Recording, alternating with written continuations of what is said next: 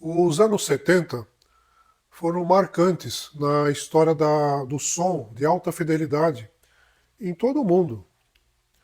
No Brasil, a gente tinha aí Gradiente, Polivox, Quasar e outros fabricantes menores produzindo aparelhos de boa qualidade e que a gente está usando aí até hoje.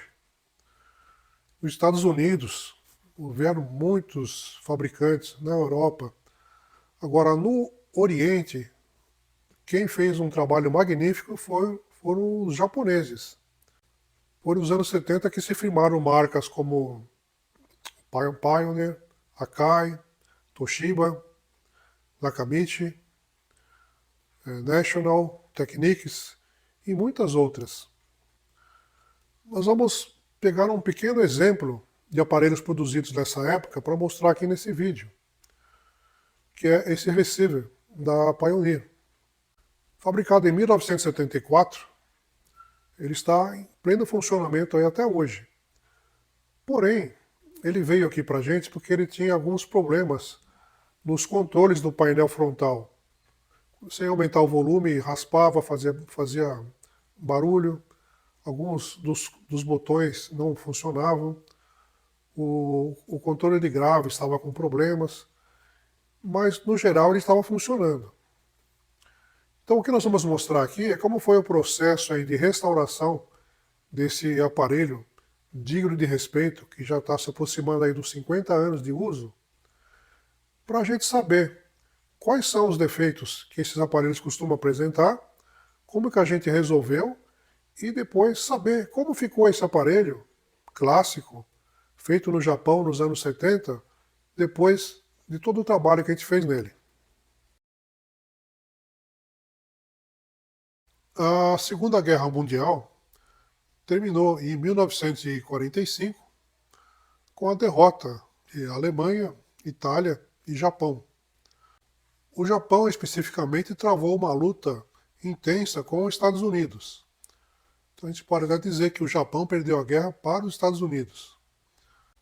Depois que foram lançadas as bombas atômicas no Japão, o Japão fez uma rendição incondicional aos Estados Unidos.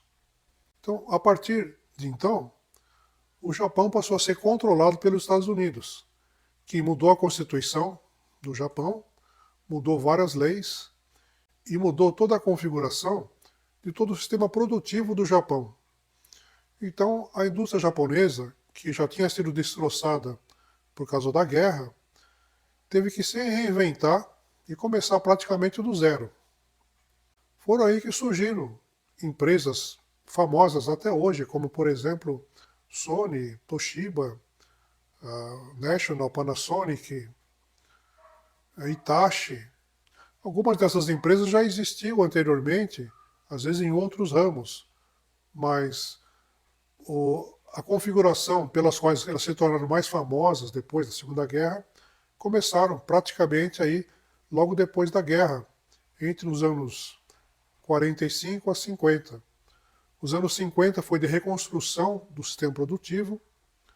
Nos anos 60, o Japão começou a exportar produtos para o mundo todo, mas eram produtos que tinham fama de serem mal feitos, serem produtos baratos, de baixa qualidade. E o Japão investiu muito em educação e tecnologia para que a partir dos anos 70 eles mudassem totalmente esse panorama, e a ideia é que o Japão passasse a ser considerado um país fabricante de bons produtos. Então eles investiram em qualidade, não só por causa disso, mas também para evitar problemas com assistência técnica, manutenção, e também para diminuir a necessidade de você manter peças de estoque, peça de reposição, em todos os países para os quais eles exportavam seus produtos. Então eles fizeram um grande esforço de fabricar aparelhos de qualidade. E a Pioneer seguiu esse mesmo rumo. Então nos anos 70, a Pioneer já tinha uma linha de produtos muito bem elaborada, muito bem pensada, para atingir desde o usuário iniciante em som de alta fidelidade até os usuários mais exigentes e sofisticados. Então eles produziam linhas muito bem projetadas, uma coisa se comunicando com a outra. Por exemplo, os receivers eram compatíveis com as caixas, eram compatíveis com os tape decks, com os tocadiscos, e tudo isso seguindo o mesmo padrão da indústria japonesa, que depois se espalhou também para os Estados Unidos e para o resto do mundo.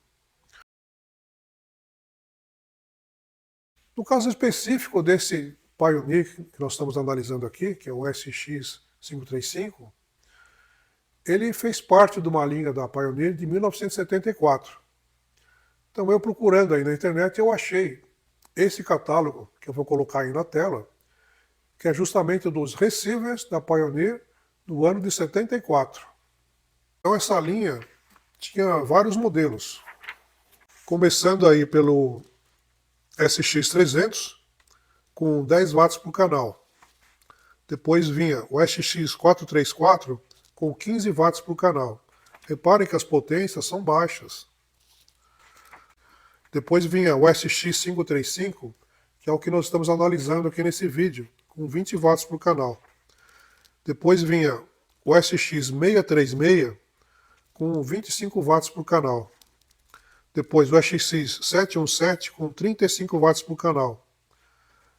Depois o SX737, também com 35 watts por canal.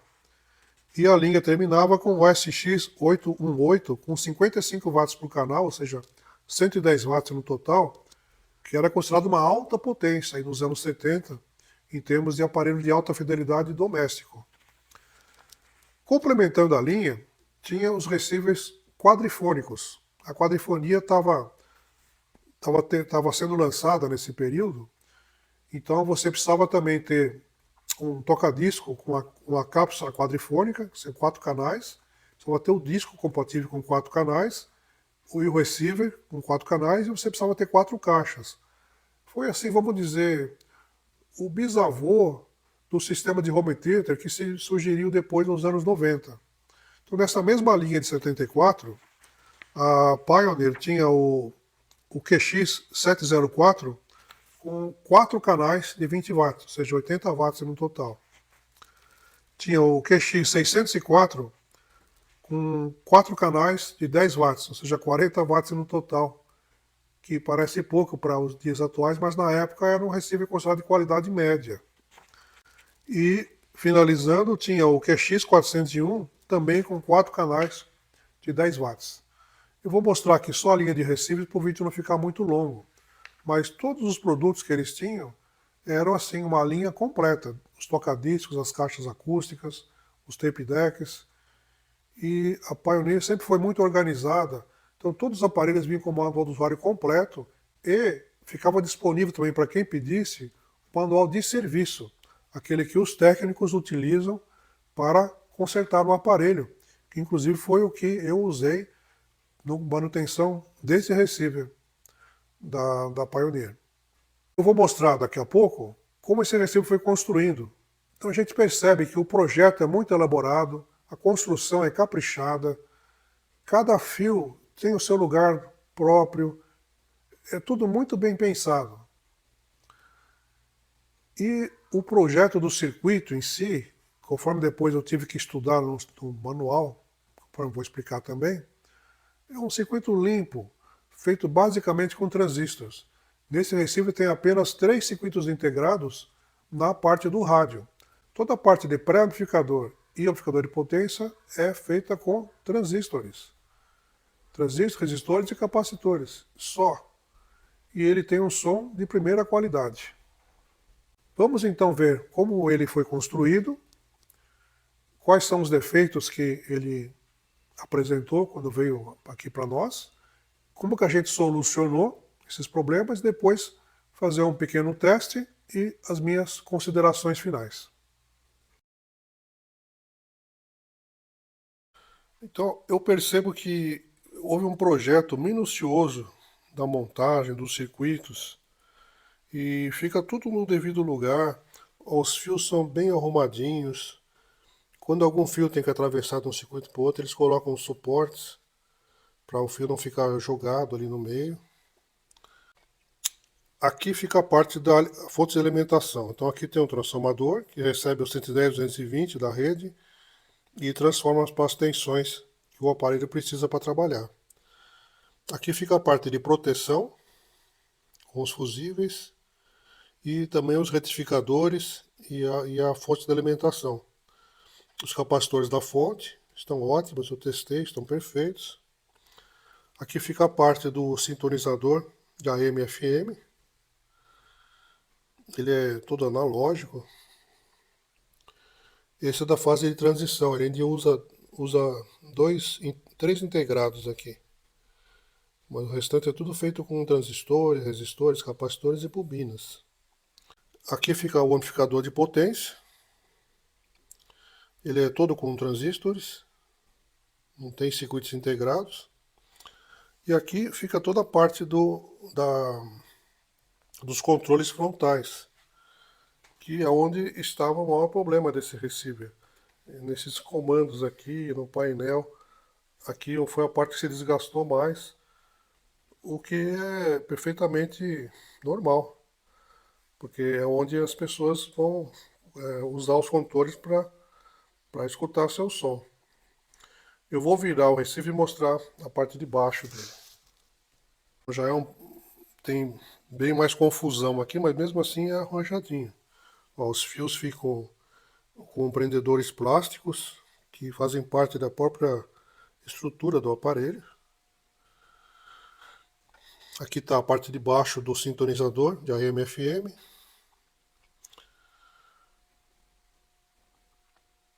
Aqui está o pré-amplificador de fono, também é todo com transistores. E a Pioneer se orgulhava de ter esse pré-amplificador. E diz que segue a curva RA com precisão de 1 decibel. Aqui está a parte de baixo do amplificador de potência. Isso aqui é tudo original, nunca foi mexido. A única coisa que eu mexi foi aqui, nesses fios que são as entradas, para poder fazer o diagnóstico aqui da parte do pré, que é onde se resumiu o problema.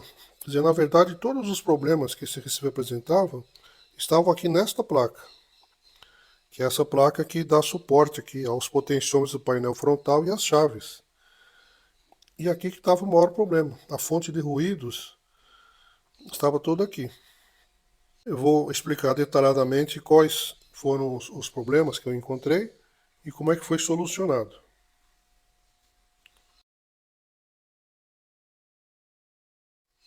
Quando o cliente mandou o aparelho para cá, ele relatou que ele queria uma revisão geral porque o aparelho estava com vários ruídos estranhos e também alguns comandos aqui do painel frontal não funcionavam direito. Por exemplo, o controle de volume raspava, o de balanço estava com mau contato, o botão de graves, quando você movimentava ele, causava ruído, então interrompia o som.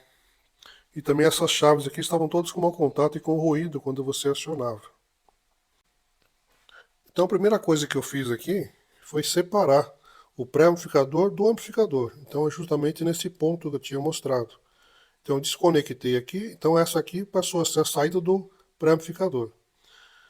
Bom, logo que eu testei o amplificador, eu vi que ele não tinha ruído nenhum. Som absolutamente perfeito.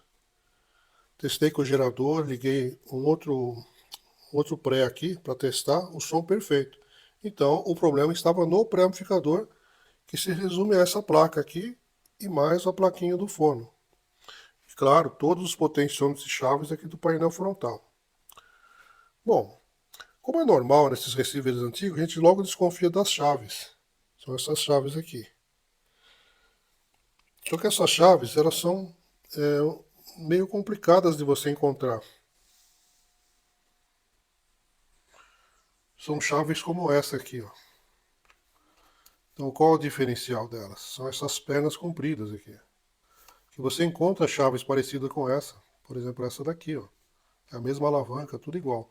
Só que os contatos delas são curtos. Então, qual é o procedimento? Como é difícil encontrar essas chaves, então eu costumo retirar a chave, desmontar e fazer a limpeza dos contatos, depois eu remonto. Isso foi feito em quase todas aqui. Agora, uma delas estava quebrada. Essa aqui estava quebrada, então realmente precisou substituir. Então a solução foi emendar os contatos ali dela para prolongar que ele chegasse até a placa. Não teve outro jeito. Então a chave é nova, mas teve que fazer aí uma adaptação para poder utilizar essa chave. Bom, agora o maior problema aqui mesmo foram os potenciômetros, que todos os potenciômetros aqui são diferentes. Então eu tentei trocar os potenciômetros. Então esse aqui é o que usa nos gradientes. Ele tem as retenções aqui também, para fazer o clique-clack aqui à medida que você vai virando ele. Então ele tem retenção. Ó. Mas o problema é que as medidas dos potêncios são diferentes. E esses potenciômetros não são fabricados há muitas décadas já. Então mesmo que a gente encontre ele assim, sem uso, mas ele é antigo. Então ele já está com problemas pelo fato de ter ficado muito tempo guardado. Então ele já não é mais o mesmo funcionamento. E outro problema, esse aqui é o de 100K. Então esse aqui serviria tanto no de graves como no de agudo. Mas o potenciômetro de balanço é muito diferente. Esse projeto desse potenciômetro de balanço é uma coisa que é muito raro, muito difícil de encontrar. Eu não vou ficar explicando aqui porquê, para não ficar muito longo o vídeo, mas ele é muito difícil de encontrar. Então o jeito que teve foi restaurar todos os potenciômetros de graves, agudos e balanço. Agora, o potenciômetro de volume, esse não teve solução. O potenciômetro de volume tive que trocar. Então foi usado aqui um potenciômetro do gradiente, que o valor é diferente do original aqui do Pioneer, mas o potenciômetro original aqui estava destruído já. E não tinha mais condições de ser reparado. Então a única parte que foi trocada no final das contas foi o potenciômetro de volume e essa chave da saída dos falantes. Todos os outros controles foram restaurados. Mas mesmo assim, ainda ficaram vários ruídos. Quando você ligava o aparelho, ele ficava fazendo um barulho, parecia assim de mau contato, um liga e desliga, mesmo quando o volume estava no mínimo. Bem, depois que foi revisado aqui todos os potenciômetros e chaves, se o barulho continuava, então o barulho está na placa. Algum componente que está causando ruído. Então qual foi a solução? A solução foi pegar aqui o esquema dessa placa, que é esse aqui, e isolando cada setor dele até encontrar o ruído. Então eu comecei aqui por essa parte da saída, a parte que imediatamente antes do amplificador tinha ruído. Então eu isolei, retirei esses dois transistores, então continuava com ruído. Aí depois de muito procurar, foram trocados esses capacitores. Então os capacitores estavam com mau contato dentro deles. Foi trocado, o ruído parou. Só que o que acontecia? Um canal estava mais baixo que o outro. E fora isso, um canal tinha menos graves que os outros. E um canal tinha menos grave que o outro. Bom, aí eu tive que ir seguindo o sinal. Joguei um injetor de sinal aqui na entrada e fui seguindo o sinal nos vários estágios aqui. Até chegar aqui na entrada do transistor, os dois sinais estavam iguais. Mas na saída do transistor, um canal estava mais alto que o outro. Bom, então pode ser o próprio transistor ou pode ser algum componente que está aqui para frente. Como eu já tinha trocado os capacitores aqui, só restou os próprios transistores. Testando o transistor, os dois aparentemente estavam bons. Mas, como o problema continuava, o que eu fiz? Eu troquei os transistores de lugar para saber se o defeito ia mudar. E o defeito mudou. Então quer dizer que o transistor que estava no setor que estava tocando mais baixo estava com defeito. Então foi trocado o transistor e ficou tudo certo. Então, feito esse serviço, todos esses reparos aqui no pré-amplificador, então os dois canais ficaram iguais e com a mesma resposta de frequência, sem nenhum reforço de atenuação, nem nos graves nem nos agudos, conforme eu vou mostrar aí nos testes.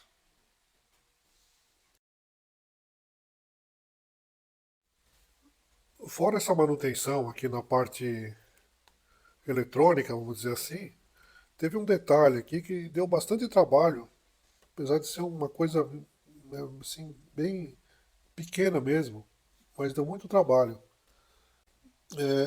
É a iluminação aqui do dial, do sintonizador. Então isso aqui é um pedacinho de acrílico que vai uma luz em cima. Então ele dá esse efeito aqui de iluminação. Bom, eu acredito que durante o transporte do aparelho para cá, esse pedaço de acrílico quebrou. Ele estava solto aqui dentro. E não sei se foi na mesma ocasião ou foi antes, a lâmpada estava queimada. E essa lâmpada é um problema, porque é uma mini lâmpada. Aqui, ó.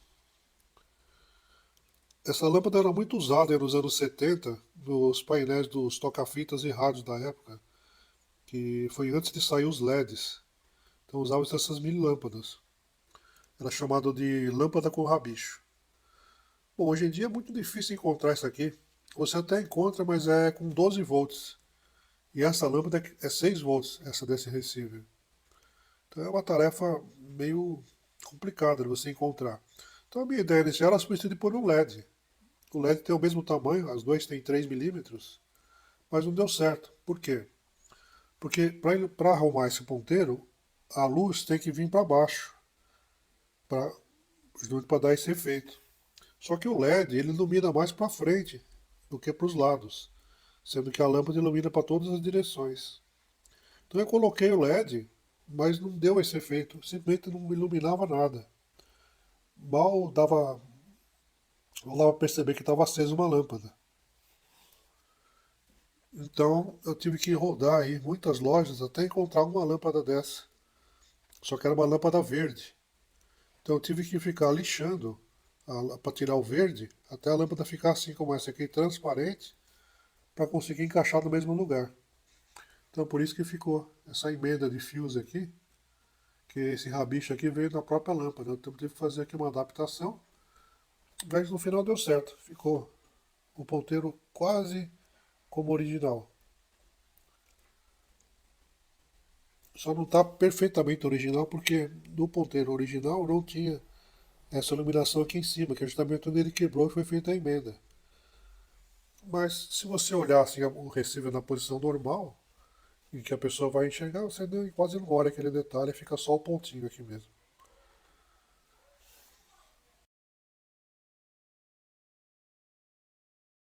Eu já verifiquei o funcionamento do amplificador de potência, mas assim em termos de resposta.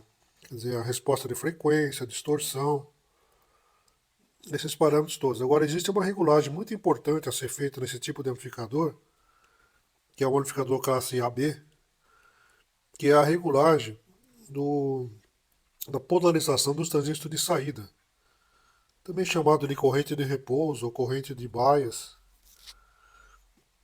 Então, essa regulagem, eu estou aqui com o manual do aparelho, a regulagem do amplificador de potência. Então, essa que ele está indicando aqui é essa placa aqui, olha.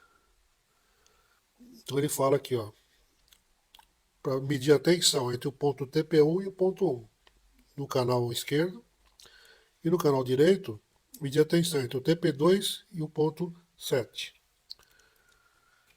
Então, são esses pontos que estão aqui. Então eu vou ligar o multímetro ali e vamos ver a regulagem.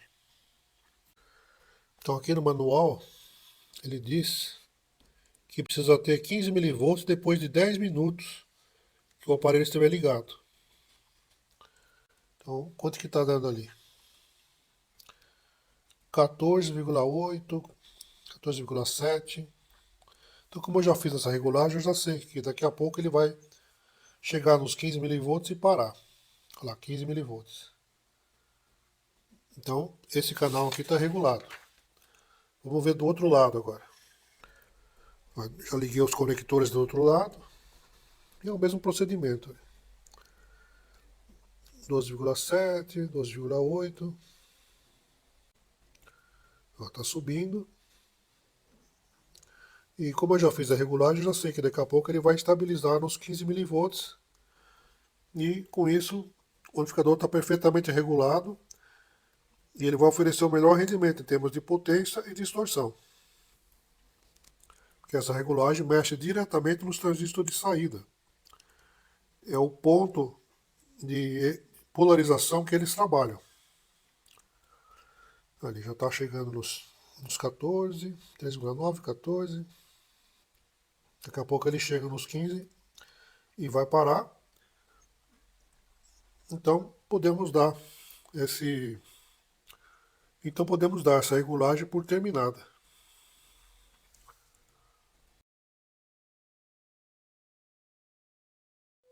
Essa é a configuração que eu montei para poder fazer os testes de performance do receiver. Então ali nós temos o nosso gerador de áudio, que poderia ser substituído também por um celular com um aplicativo para gerar ondas senoidais, mas aqui para a gente é mais fácil usar o gerador. Poderia ser um PC também, gerando frequências no software Audacity ou qualquer outro que gere ondas senoidais. O gerador está ligado na entrada auxiliar do receiver. Aí a saída do receiver está ligada aqui no nosso frequencímetro, só para ter mais precisão, porque no gerador tem a escala ali, mas aqui é mais preciso, permite visualizar melhor. E nós vamos usar aqui o nosso milivoltímetro de áudio, porque ele já tem aqui o chaveamento para canal esquerdo e direito. Eu vou manter os controles aqui todos em zero, menos o volume, claro, mas o balanço, o agudos e o graves, vou deixar tudo zerado no meio. Bom, eu vou usar aqui a nossa ficha de avaliação de amplificadores e receivers. Eu vou fazer as medições, aí eu volto aqui para comentar.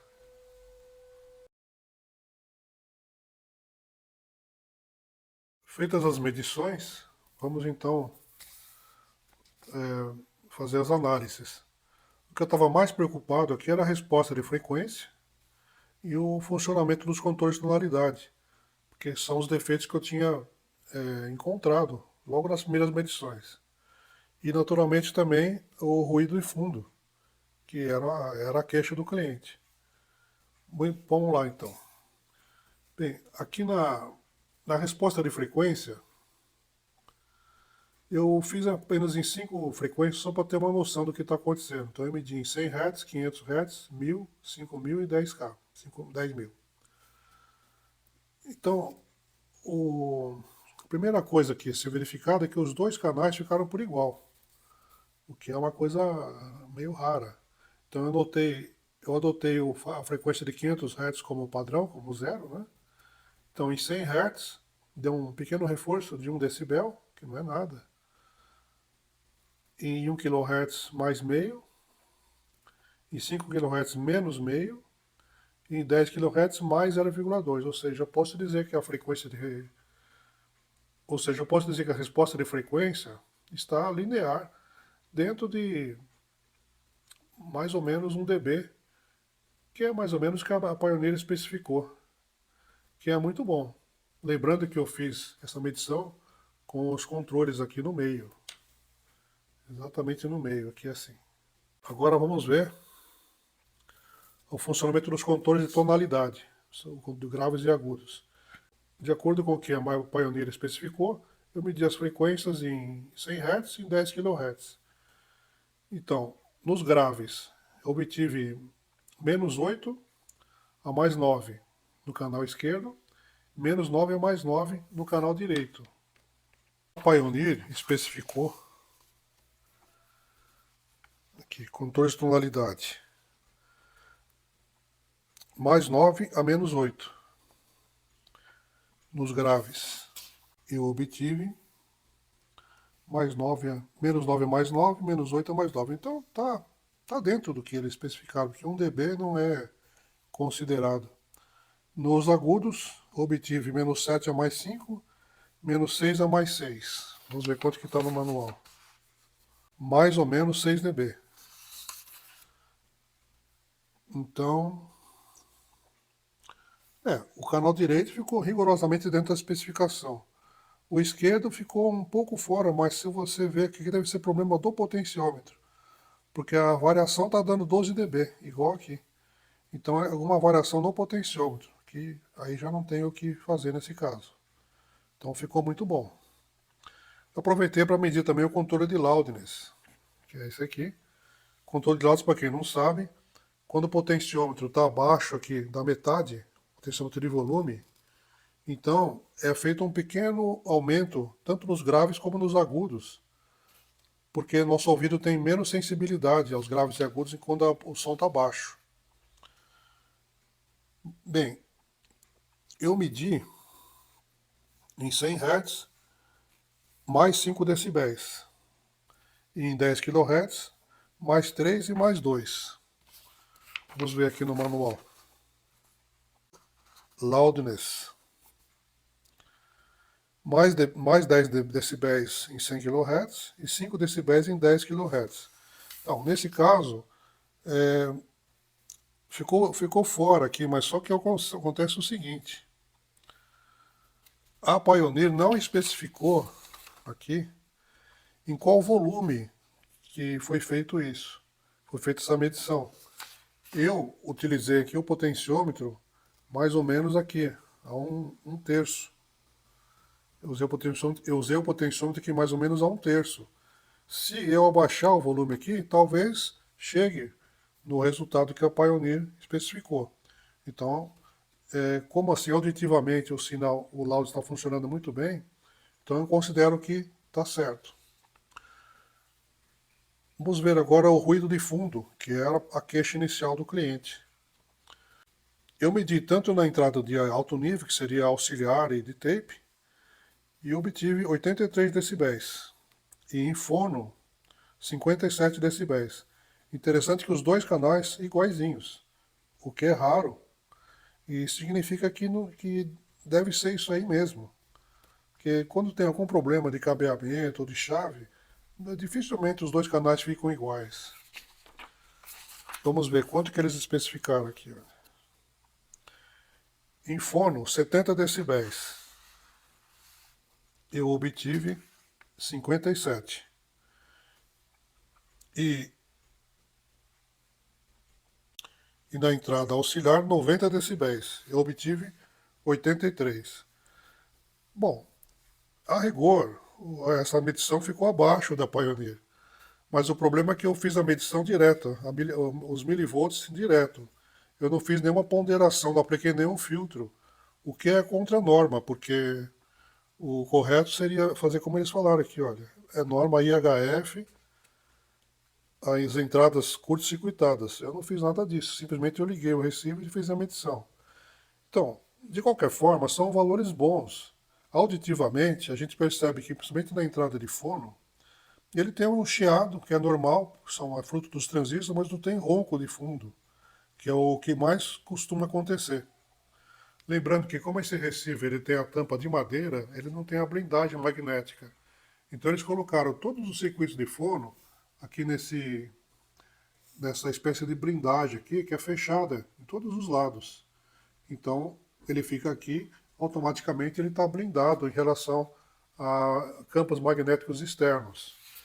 Então, apesar do ruído de fundo ter ficado abaixo do que a Pioneer especificou, são números bons e assim, auditivamente,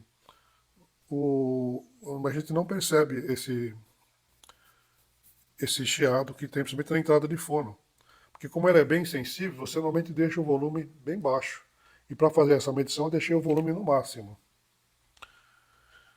Outra medição que eu fiz aqui foi a sensibilidade, ou seja, quantos milivolts eu tenho que jogar na entrada para obter a potência máxima.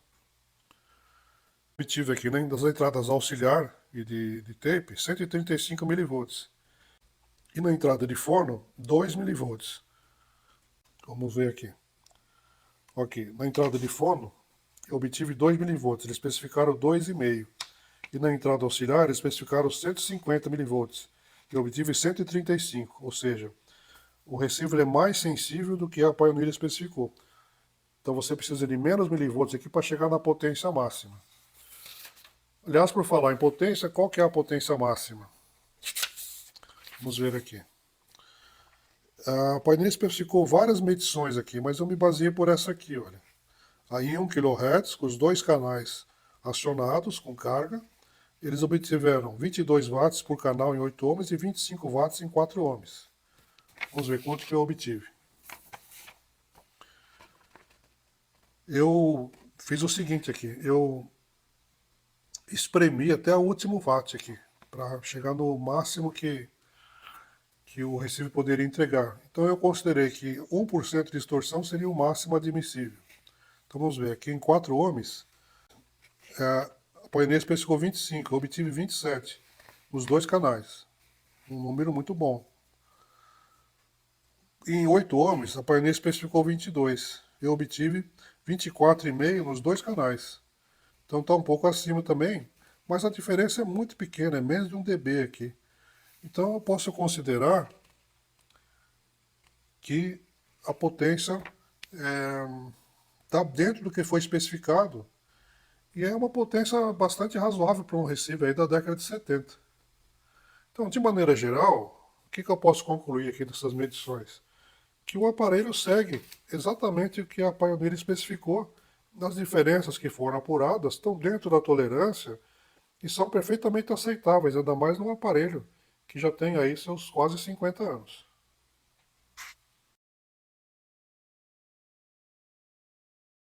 Eu liguei o receiver aqui, junto com as nossas caixas, para poder fazer uma avaliação final aí do funcionamento, para ver se as queixas que o cliente trouxe foram solucionadas, principalmente aqui na parte dos controles. Então agora o painel frontal aqui ficou tudo funcionando, macio, gostoso, o FM está pegando bem, porque antigamente você movia aqui, por exemplo, o potenciômetro de graves, ele fazia um barulho e ficava sem som. Vou colocar aqui o FM. Agora você pode movimentar à vontade. Não fica mais sem som, não atrapalha em nada. O de agudo também. Estava fazendo barulho. O de balanço também. Você movimentava aqui, fazia barulho e tirava o som. O de volume também. Conforme você mexia aqui, agora está macio. Mas existe fé no judaísmo? Lógico. O FM está pegando bem, tem só um fiozinho ligado lá atrás, sem antena. Mesmo assim, ele está pegando muito bem. Os sinais ali.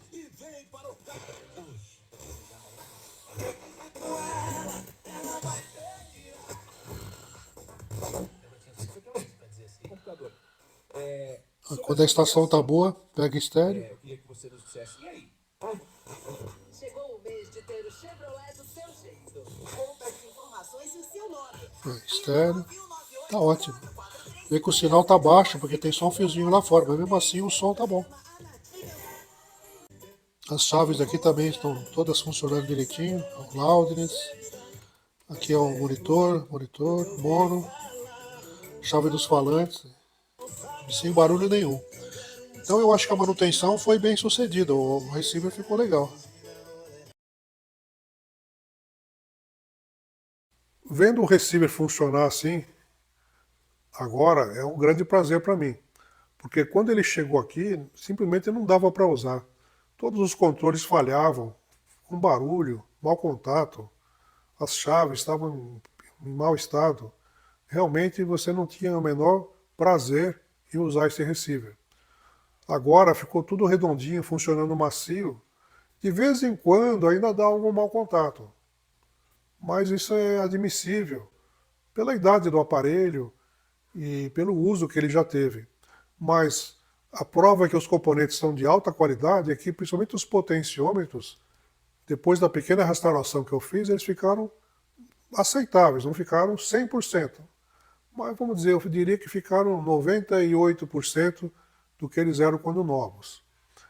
Porém, eu devo também ressaltar que, na época dos receivers dos anos 70, era comum você ter esses problemas de mau contato e ruído ao mexer, inclusive nos gradientes e polivox. Era uma das coisas que mais me irritava na época.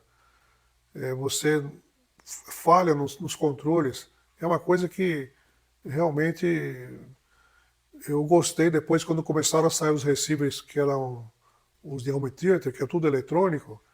Na ocasião eu gostei porque eu fiquei livre dos maus contatos que tinha nos receivers antigos. Mas por outro lado, o som já não era o mesmo. Mas isso é um assunto para um outro vídeo. O importante é que no caso desse receiver, ele voltou a funcionar de maneira aceitável.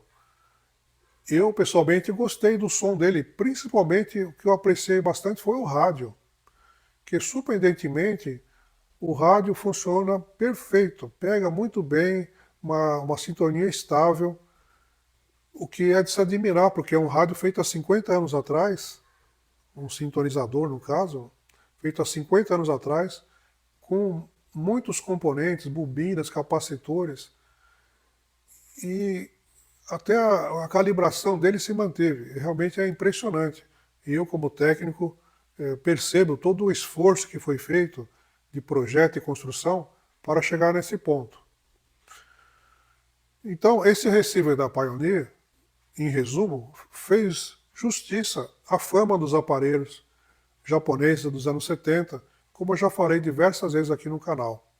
São aparelhos de respeito, são dignos de nota, a gente tem que olhar para esses aparelhos com respeito e com muita atenção, porque quando você encontra um aparelho desse hoje em dia em boas condições, como é o caso desse que eu mostrei nesse vídeo, a gente tem que fazer uma reverência a eles, é um tributo a um grande esforço que foi feito por um país e por uma empresa, por todos os seus funcionários e colaboradores fornecedor, para chegar nesse nível de qualidade. Coisa que hoje em dia, aos poucos, está se perdendo. A partir dos anos 90 em diante, começou a época dos aparelhos descartáveis. Você compra, se der defeito, você joga fora e compra outro. Mas eu duvido que hoje em dia você conseguisse comprar um receiver tão bom quanto esse e que vá durar mais 50 anos. Eu acho muito difícil, por causa da falta de peças e da falta de informações técnicas sobre os aparelhos.